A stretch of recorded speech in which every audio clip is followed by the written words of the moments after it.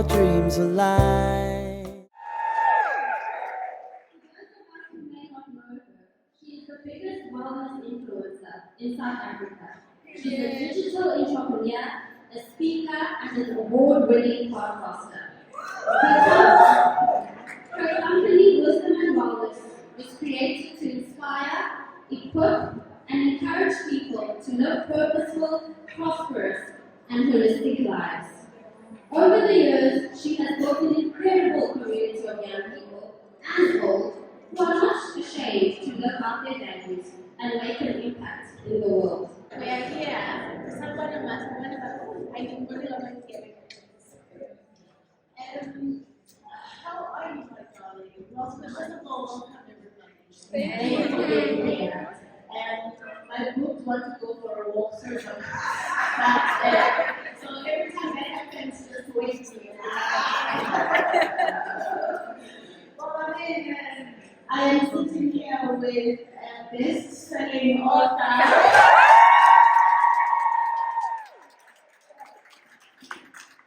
Nompumelelo and Ledwaba. How are you, darling? How are you feeling? I love that your stickers are very nice. Very good. And I actually had to tone down my roots because it was a lot. And I was told how much time we had, so I was like, okay, well, okay. And I have so many questions. But first and foremost, congratulations. Thank you so much. I am immensely proud of you, and I can spend all night about that, so I'm going to leave that leave.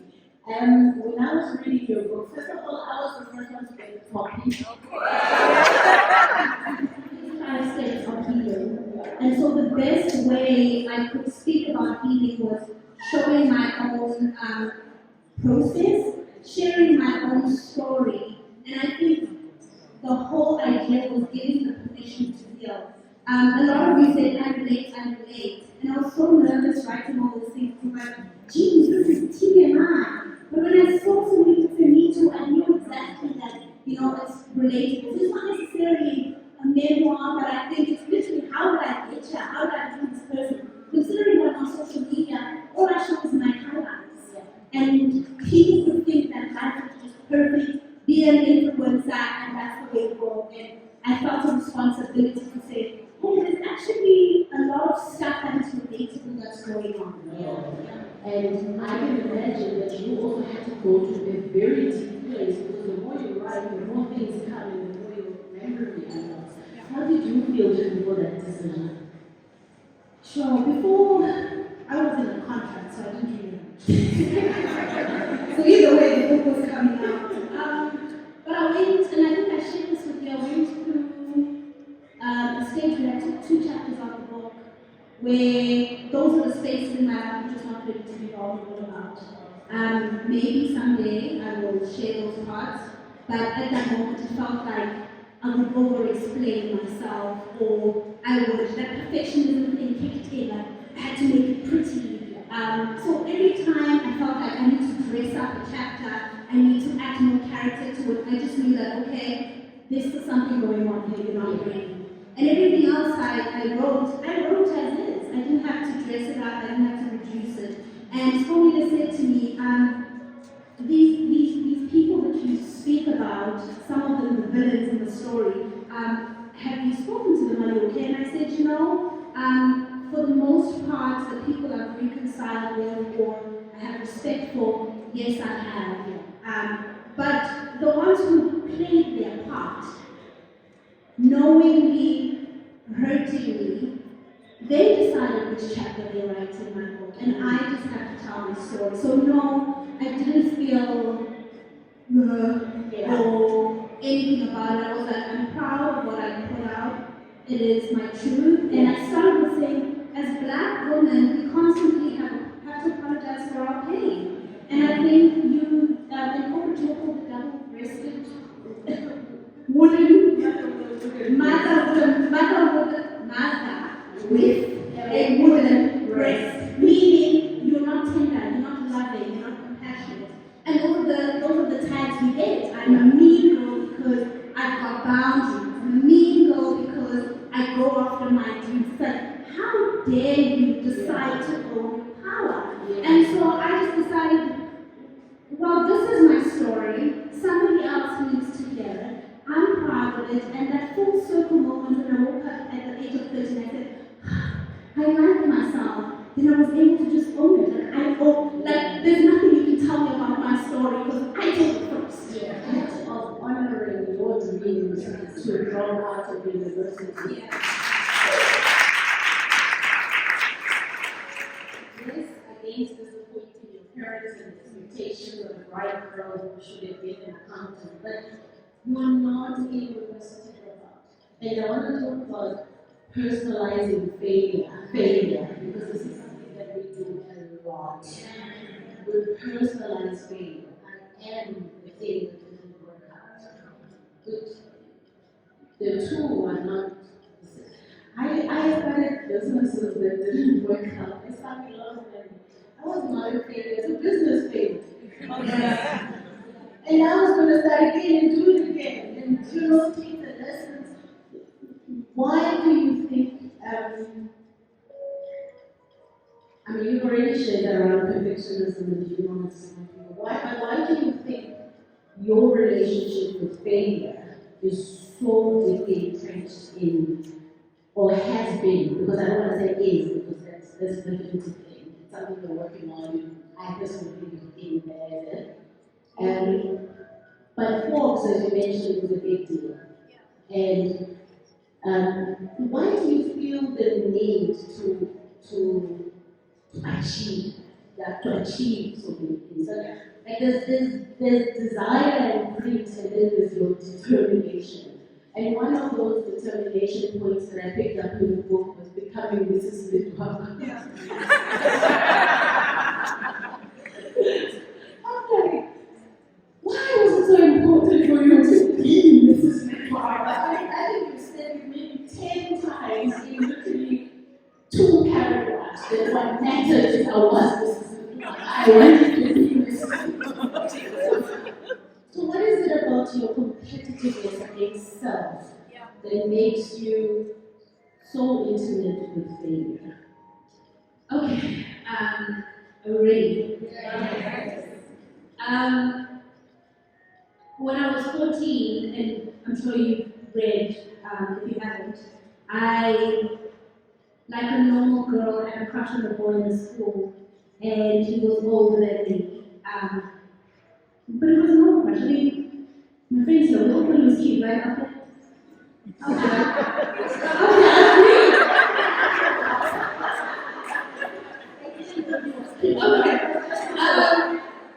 he was the it boy, but when you're 14, you don't think an it boy will pay attention to you, and he does. And he does pay attention to you. But the last time I had a crush on someone, mom gave me a hiding about it. She did. She gave me a hiding about it. So now it's wrong to like boys. It's wrong. I think it's very wrong. You're a bad girl for liking boys. But I like boys. Don't you like?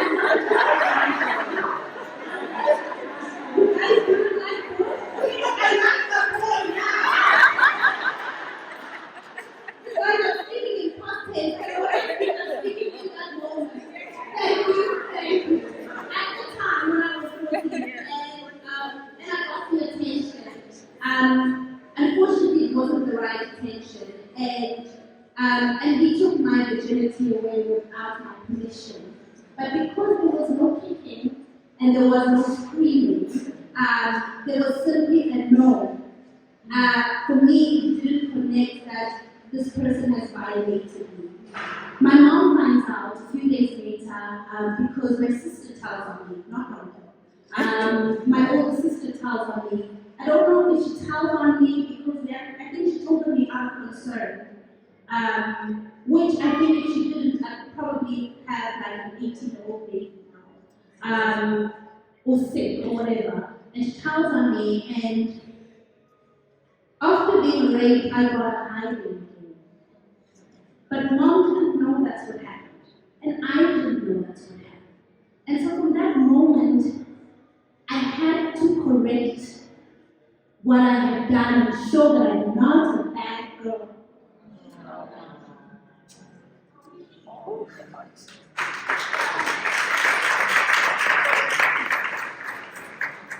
So perfectionism comes from, I'm not a bad girl. I'll show mom I'm not a bad girl.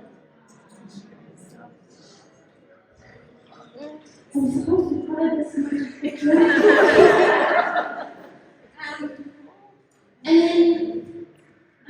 And then to your point of becoming Mrs. Ledwaba, Brent and I were shocking. We were shocking. We were living together. Out of people married. So,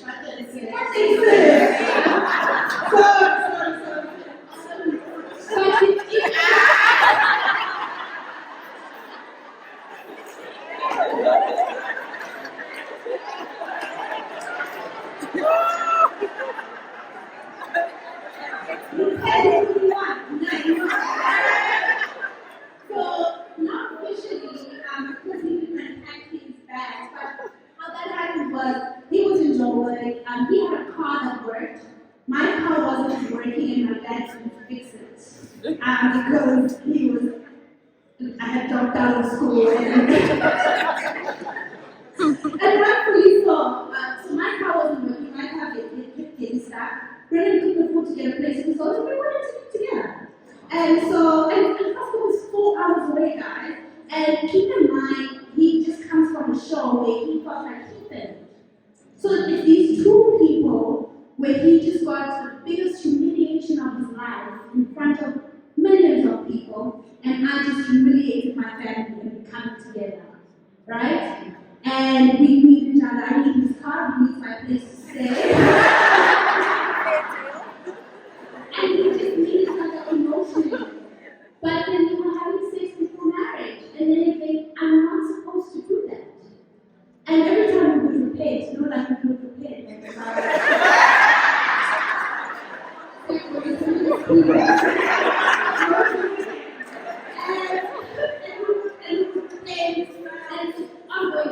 so convicted, it was so heavy on me. And so it was important that we get married because once again, not a bad girl. So, yeah. And a few weeks back, I was sick, so sick, like bad flu. So my body, I've learned that under stress, I just get flu. That's just stress. And I was so sick, and I randomly said, hey, can I come over? And I got to your house, and she had cooked salmon, and it's like 9 in the morning. And she cooked salmon and stew and a whole shebang, and we sat on the couch. And then I just got to cry. I think when you get to certain space in life, and I write about this way, you're not allowed to say, this hurts. How dare you, so privileged. But you're not allowed to feel pain because it means that. So for example, it's like, yeah, you don't have a good relationship with your mom, but at least your kids love. But it's like, that's still, you still have your pain, and we tend to minimize it because other parts of our lives, which are maybe more appealing to others, are going well. So I brought how, and then I just told you how everything is just amazing, and we just sat there, and I got home and I had no more coughing. I was not coughing, the flu had gone.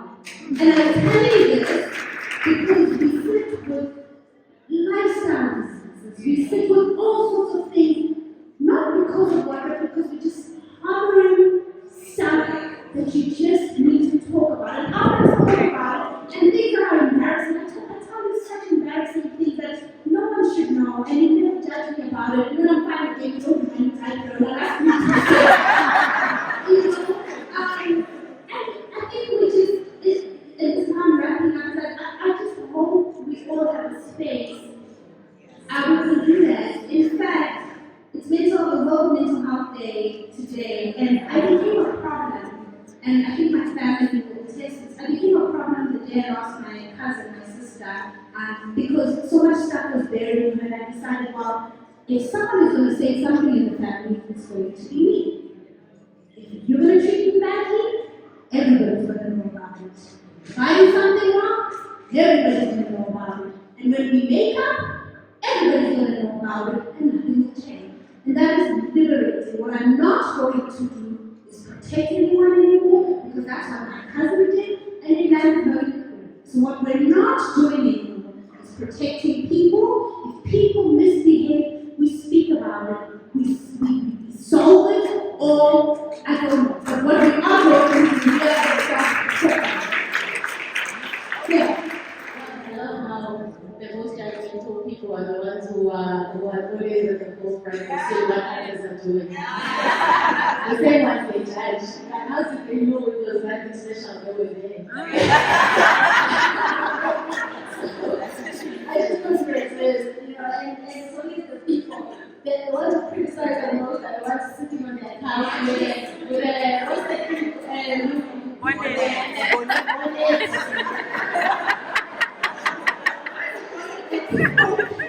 I don't understand one minute. I don't know why people wear them. I keep wearing them. Why? There's those people that have been like they wear those gowns that are pink and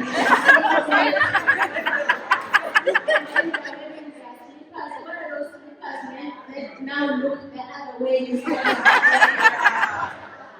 so I'm glad you gave yourself a chance to see what this great space is about. So welcome. Are you making money from your mind? Yes, I am. So it's a business. You're making money, so it's a business. I've been running for 8 years now. It's a business. As long as the income extends profit, it's a business. And that's just, and even going into influencing, because I had a salon and it was my business and it was doing well. And then I started making money from this thing. And immediately when I started making money, I registered a company and it became a business. And sometimes we faff around and we want people to tell us what it is we're doing. You get to decide what it is. Somebody they will like they will ask you and you will define it. Yeah, then it's my business. And so no, we don't have to figure it out.